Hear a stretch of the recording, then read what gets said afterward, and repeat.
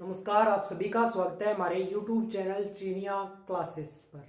तो अपने कर रहे थे STSE 2021 अर्थात स्टेट टैलेंट सर्च एग्जामिनेशन 2021 की दृष्टि से रीजनिंग की महत्वपूर्ण कक्षाएं। तो इससे पहले अपने क्लास 1, क्लास 2, क्लास 3 और क्लास 4 पहले कर चुके हैं। तो यदि आपने वो सब क्लास नहीं देखी तो बहुत ही उपयोगी क्लास है। प्रत्येक कक्षा से 2 से 3 क्वेश्चन आपके एग्जाम में आएंगे। इन सब कक्षाओं की जो लिंक है इस वीडियो के डिस्क्रिप्शन लिंक में मिल जाएगी। तो इस वीडियो के डिस्क्रिप्शन में दी गई लिंक के माध्यम से आप उन सब वीडियो को पूरा देखें और जो भी क्वेश्चन समझाए जा रहे हैं अच्छे से समझें और उनकी प्रैक्टिस क्वेश्चन भी साथ के साथ दे रखे हैं तो उनको भी करें और आंसर दें। तो आज का अपना टॉपिक रहेगा ब्लड रिलेशन टॉपिक है। रक्त संबंधी या रिश्ता संबंधी जो प्रश्न पूछे जाते हैं 2 से 3 प्रश्न इस टॉपिक से आपके क्वेश्चन पेपर में आने वाले हैं। तो इसको आज अपने करेंगे, लेकिन इससे पहले हर क्लास के लास्ट में आपको होमवर्क दिया गया है। तो ये है क्लास 3 के जो होमवर्क मैंने दिए थे आपको। कोडिंग और डिकोडिंग टॉपिक करवाया था। जो वर्ड संबंधी जो प्रश्न थे वो मैंने करवाए थे। तो उससे संबंधित ये क्वेश्चन मैंने आपको दिए थे और जिन विद्यार्थियों ने क्वेश्चन के आंसर किए हैं बहुत अच्छी बात है, जिन्होंने नहीं किए तो इनको अवश्य करें। तो मैं आज इनके आंसर बता रहा हूँ। इसी प्रकार नेक्स्ट क्लास में क्लास 4 के बताएंगे। इसी प्रकार जो क्लास में क्वेश्चन दिए जा रहे हैं अगली क्लास में उसका आंसर दिया जाएगा। तो इस क्वेश्चन को, इन क्वेश्चनों के आंसर क्या रहेंगे इसको अपने देखते हैं। देखिए यहाँ पे दे रखा है इंडिया, INDIE, इसको इसने लिखा है 95491। तो मैंने आपको बताया था पहले आपको लॉजिक पकड़ना है कि इनमें लॉजिक क्या लग रहा है। तो यहाँ पे देखिए आई को मैं क्या लिख सकता हूँ, क्योंकि आई कितने नंबर पे आता है मैंने आपको बताया था। अल्फाबेटिक आपको क्रम याद करना पड़ेगा कौन सा कितने नंबर पे आता है। तो आई का मैंने एक ट्रिक बताया था, आई नो। आई नो मैं नहीं जानता यानी कि आई नो, है ना। आई नो यानी कि मैं जानता। तो नो से बन जाएगा 9।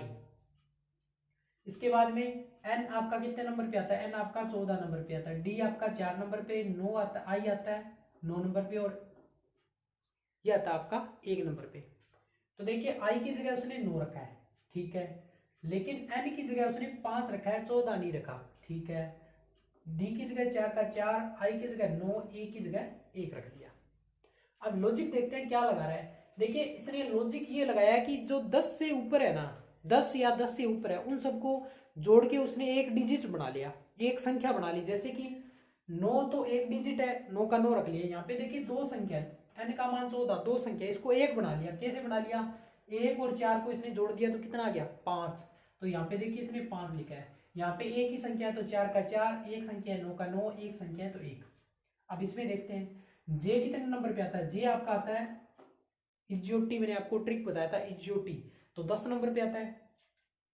ए आपका 1 नंबर पे, पी आपका 16 नंबर पे, ए आपका 1 नंबर पे, एन आपका 14 नंबर पे।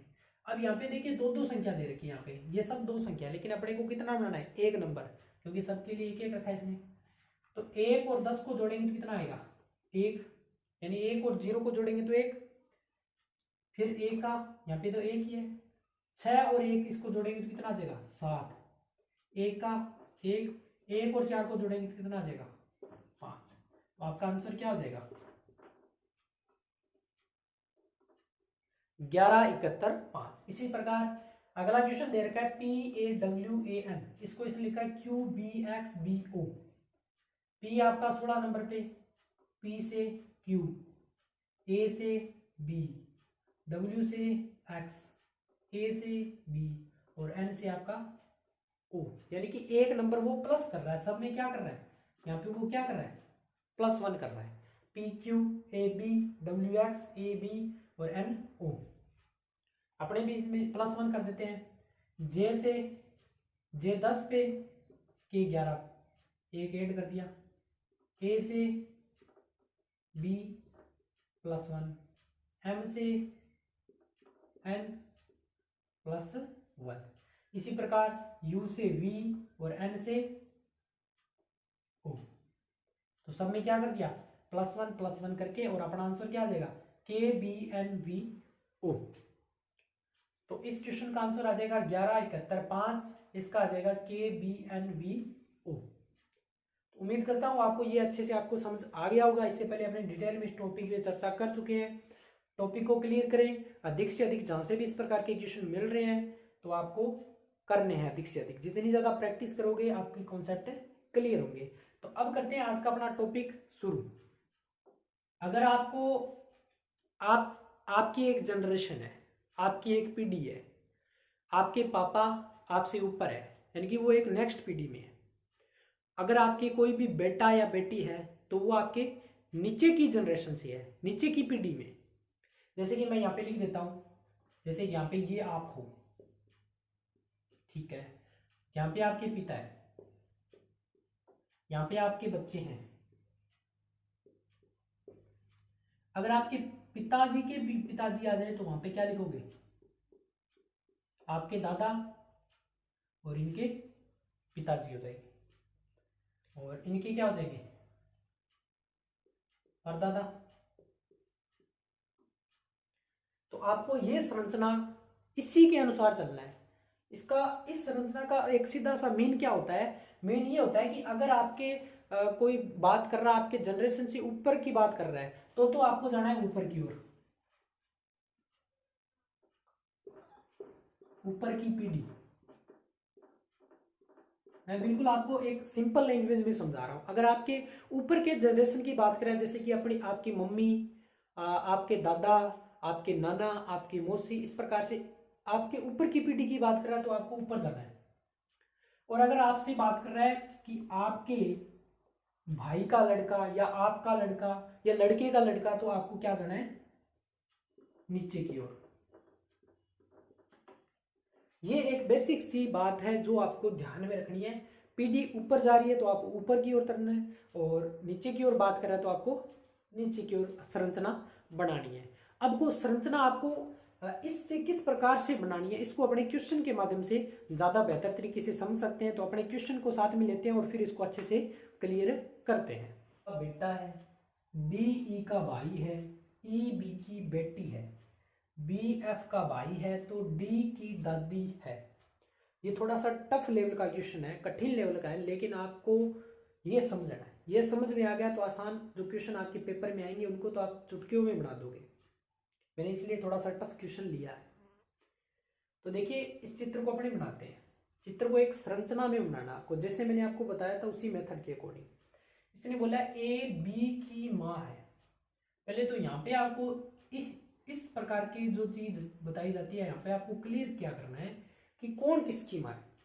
क्वेश्चन को पढ़ो, ए है वो बी की माँ है। ए माँ है किसकी? बी की। ए बी की माँ है, ए बी की माँ है। तो माँ कौन है? ए, और किसकी? बी की। तो माँ की जो पीढ़ी होती है, जैसे आप हो और आपके मम्मी की जो पीढ़ी है वो क्या आपसे ऊपर है, यानी कि आपको क्या चलना है? ऊपर चलना है। आपसे ऊपर अपनी माँ को रखना है। जैसे ए बी की माँ है तो बी यहां पे आ जाएगा। बी से ऊपर क्या है? बी से ऊपर आप रखोगे उसकी, इसने बोला है बी, ए बी की माँ है तो बी की माँ कहां जाएगी? इससे ऊपर, यहां पे क्या आ जाएगा? ए। अब माँ क्या होती है? फीमेल, और जेंडर भी साथ के साथ रखना है, क्योंकि प्लस माइनस फीमेल के लिए, महिला के लिए माइनस लगा दो और पुरुष के लिए आप प्लस लगा दो। ये क्यों लगाता हूँ? कई बार क्वेश्चन में यो भी पूछ लिया जाता है कि कितने आदमी थे, कितनी महिला थे, तो आप एक साथ कई क्वेश्चन क्लियर कर सकते हो। यहाँ पे जेंडर क्लियर नहीं है, यहाँ पे बेटी भी हो सकती है, बेटा भी हो सकता है। बेटा या बेटी की माँ की बात कर रहा है, तो ए माँ है तो माँ का जेंडर क्लियर है, फीमेल है, तो माइनस लगा दिया। अब ये चीज क्लियर होगी, माँ की जनरेशन ऊपर थी तो ए को ऊपर रख लिया, बी नीचे है, ठीक है। फिर उसने बोला सी ए का बेटा है, सी ए का बेटा है। अब ये भी कोई बेटा या बेटी होगी, लेकिन फिर उसने बोला सी ए का बेटा है, तो यहां पे सी आ जाएगा। अब बोल रहा है सी ए का बेटा है, तो बेटा यानी कि कोई, ये जनरेशन नीचे आएगी। बेटा या बेटी की बात कर रहा है, जनरेशन नीचे की ओर आएगी, और यहीं से ए से बोल रहा है क्योंकि ए का ये बेटा या बेटी ऑलरेडी है, तो यहीं से सी की बात हो रही है, तो अपने सी से यहां निकाल दिया। अब इसने बोला सी ए का बेटा है, बेटा मतलब जेंडर क्लियर है यानी कि वो प्लस, लेकिन यहाँ पे अभी तक जेंडर क्लियर नहीं हुआ कि बेटा है या बेटी, अपने को पता नहीं है। लेकिन यहाँ पे अपने कह सकते हैं कि ये बहन है तो ये भाई है, ये भाई है तो ये भी भाई है, दोनों भाई या बहन भाई हो जाएंगे। इस पे अपने चर्चा एक बार नहीं करेंगे। ए सी ए का बेटा है, ये अपने बना दिया। डी ई का भाई है, डी और ई अभी अपने पास कुछ नहीं है, अपने आगे चलते हैं, इसको छोड़ देते हैं एक बार। ई बी की बेटी है, इसने बोला है ई है वो बी की बेटी है। अब बेटी की जनरेशन तो नीचे जाएगी, इसने बोला ई है वो बी की बेटी है, तो बी तो ये रहा, बी की बेटी कहाँ जाएगी नीचे, और कौन बेटी है ई, इसने बोला है ई बी की बेटी है, बी की बेटी ई है माइनस, बेटी का जेंडर क्लियर है, यहाँ पे बाप भी हो सकता है माँ भी हो सकती है, इसका बेटा बेटे इसका कुछ नहीं अभी क्लियर, तो हमने इसको ऐसे छोड़ दिया।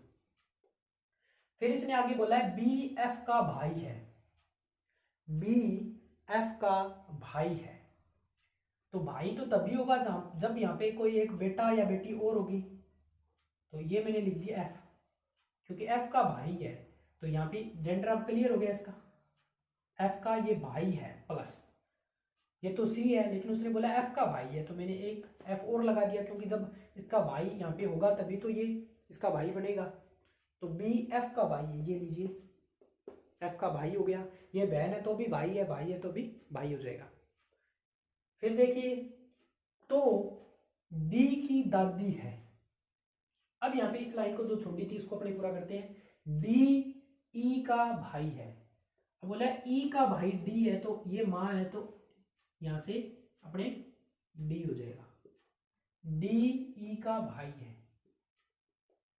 भाई बोला इसमें मतलब जेंडर क्लियर है, ये बहन है ये भाई है, ये दोनों संतान किसकी है बी की, और यहाँ पे सी बी और एफ ये तीनों संतान किसकी है ए की, क्योंकि ए इनकी माँ है, माइनस लगा इसका मतलब माँ है, प्लस लगा इसका मतलब ये बाप है, ये बेटी है ये बेटा है, ये दोनों बहन भाई है, ये भाई है ये भाई है, लेकिन इसका अभी तक कोई जेंडर क्लियर नहीं हुआ है।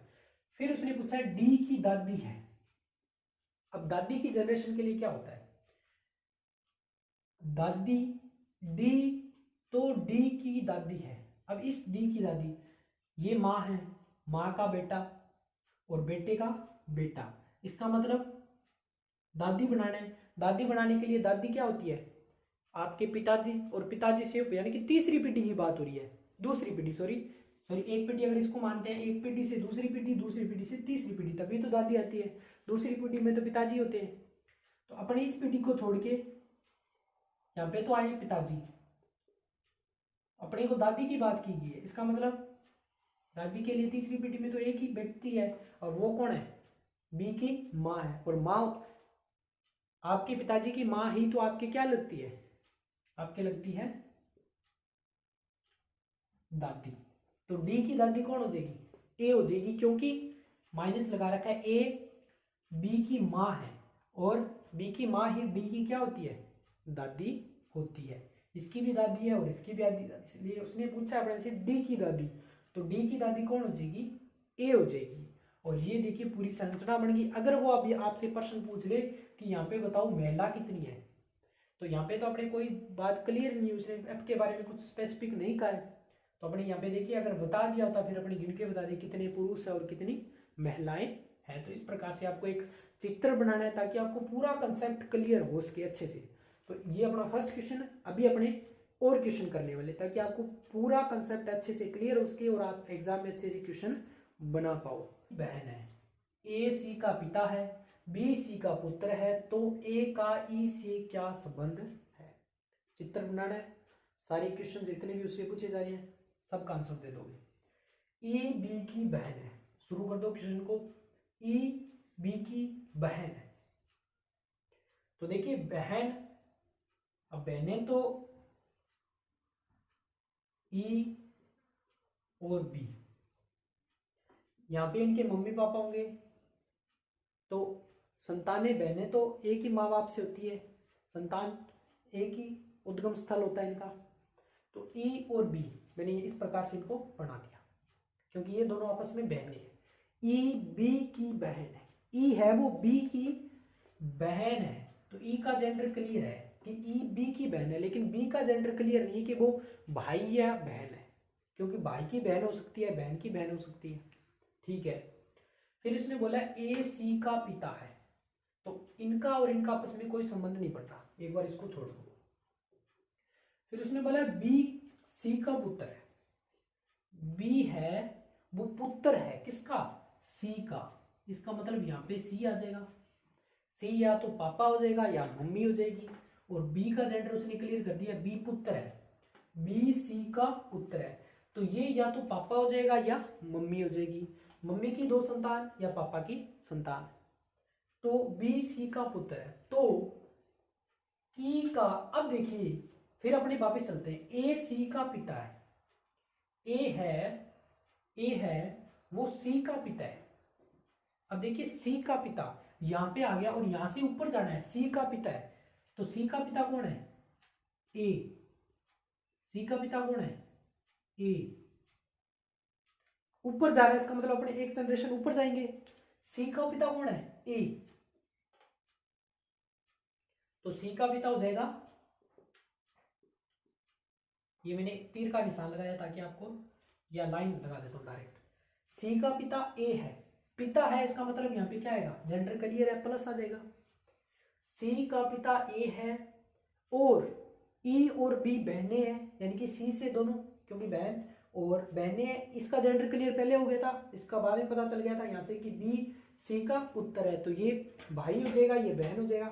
अब उसने पूछा है कि ए का इस ई से संबंध, ए का इस ई से संबंध, यानी कि आप हो, ये आपके पिताजी हैं, यम, देखिए यहां पे लिखा है बी सी का पुत्र है, बी सी का पुत्र है, ए सी, अपने चित्र बना दिया है। अब उसने जो रिलेशन पूछा है उसको अपने बताते हैं, इसने बोला ए का ई से क्या संबंध है, इस ए का ई से संबंध बताना है अपने को। तो देखिए इसका जेंडर क्लियर है, ये लड़की है, ये जेंडर क्लियर है, लड़का है, ये जेंडर क्लियर है, ये भी मेल है, आदमी है, लेकिन यहाँ पे अपने कुछ भी नहीं लगा हुआ है, इसका मतलब यहाँ पे जेंडर क्लियर नहीं है। अब उसने पूछा है ई का ए से संबंध, इससे पहले इसका भी संबंध जरूरी है अपने को, ये भी तो पता होगा तभी तो अपने आगे संबंध निकालेंगे। ये इसकी माँ है या बाप है, ये भी तो क्लियर नहीं हुआ अभी तक। तो यदि ये बाप है, यदि ये पिताजी है, पिताजी का तो पिताजी होता है दादा, और यदि ये माँ है तो माँ का पिताजी क्या होता है, नाना, तो अपना उत्तर क्या आ जाएगा। इसीलिए मैंने आपको साथ में बताया कि प्लस माइनस साथ में लगाओ ताकि आपको प्रत्येक चीज अच्छे से क्लियर हो सके। तो अपना उत्तर क्या हो जाएगा, या तो आप लिख सकते हो दादा या फिर नाना, ये आपका आंसर हो जाएगा। दोनों साथ में क्यों लिखे हैं, क्योंकि यहाँ पे जेंडर अभी तक क्लियर नहीं है, उसने इस पे कोई बात नहीं की है कि सी महिला है या पुरुष है। अगर वो स्पष्ट रूप से कह देता ये महिला है तो नाना हो जाता है, अगर पुरुष है तो ये दादा हो जाता। तो इस प्रकार से आपको क्वेश्चन बनाना है अच्छे से। उम्मीद करता हूं आपको अच्छे से समझ आ रहे होंगे। वीडियो पूरा देखना है और वीडियो को लास्ट में आपको अवश्य रूप से बताना है कि आपको क्लास समझ में आ रही है या नहीं आ रही है, क्वेश्चन कैसे लग रहे हैं। लास्ट में आपको होमवर्क के रूप में दिए जा रहे हैं, उनके आंसर अभी आपको करने हैं, जिसका सॉल्यूशन आपको अगली वीडियो में मिल जाएगा। मैं मेरी बहन के भाई के पिता का इकलौता पुत्र है, वह व्यक्ति अंजलि से किस प्रकार संबंधित है। बहुत ही सिंपल क्वेश्चन है, बस लैंग्वेज को समझना है, इस भाषा को समझना है, प्रश्न की जो भाषा है उसको आपको अच्छे से समझना है।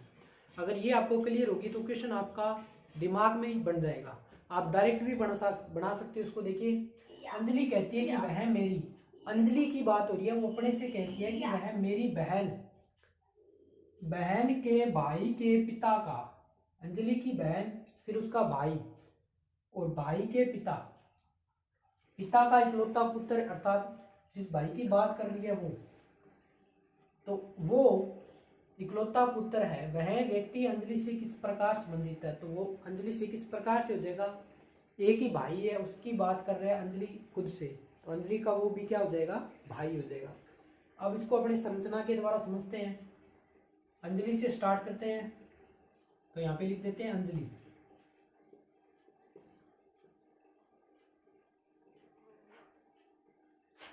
अंजलि, फिर उसने लिखा है अंजलि की बहन,